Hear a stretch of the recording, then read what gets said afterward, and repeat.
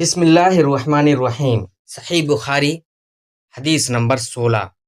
آپ صلی اللہ علیہ وسلم نے فرمایا، 3 خصلتیں ایسی ہیں جس میں یہ پیدا ہو جائیں اس نے ایمان کی مٹھاس کو پا لیا۔ اول یہ کہ اللہ اور اس کا رسول اس کے نزدیک سب سے زیادہ محبوب بن جائیں۔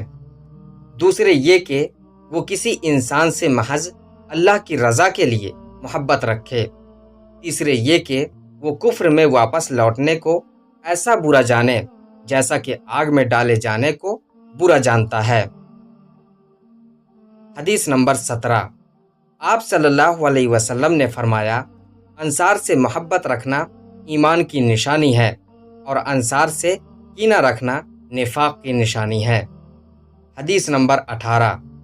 عبادہ بن صامت رضی اللہ تعالی عنہ جو بدر کی لڑائی میں شریک تھے اور لیلۃ العقبہ کے 12 نقیبوں میں سے تھے، فرماتے ہیں کہ رسول اللہ صلی اللہ علیہ وسلم نے اس وقت جب آپ کے گرد صحابہ کی ایک جماعت بیٹھی ہوئی تھی، فرمایا کہ مجھ سے بیعت کرو، اس بات پر کہ اللہ کے ساتھ کسی کو شریک نہ کرو گے، چوری نہ کرو گے، زنا نہ کرو گے، اپنی اولاد کو قتل نہ کرو گے اور نہ عمدن کسی پر کوئی ناحق بہتان باندھو گے، اور کسی بھی اچھی بات میں اللہ کی نافرمانی نہ کرو گے۔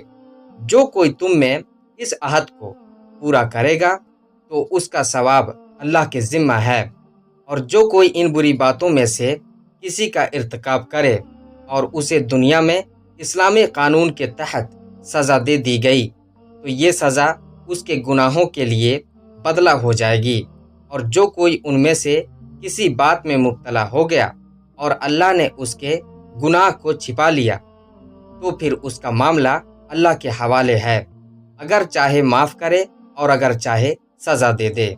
عبادہ کہتے ہیں کہ پھر ہم سب نے ان سب باتوں پر آپ صلی اللہ علیہ وسلم سے بیعت کر لی۔ حدیث نمبر 19۔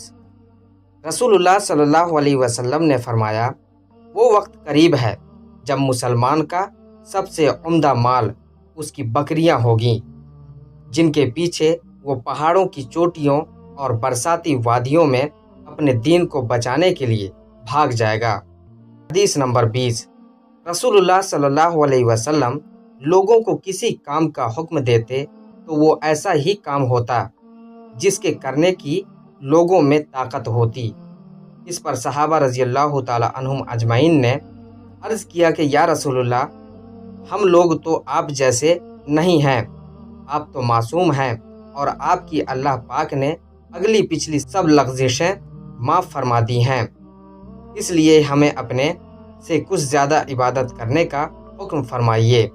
یہ سن کر آپ صلی اللہ علیہ وسلم ناراض ہوئے، حتیٰ کہ خفگی آپ صلی اللہ علیہ وسلم کے چہرے مبارک سے ظاہر ہونے لگی۔ پھر فرمایا کہ بے شک میں تم سب سے زیادہ اللہ سے ڈرتا ہوں اور تم سب سے زیادہ اسے جانتا ہوں، بس تم مجھ سے بڑھ کر عبادت نہیں کر سکتے۔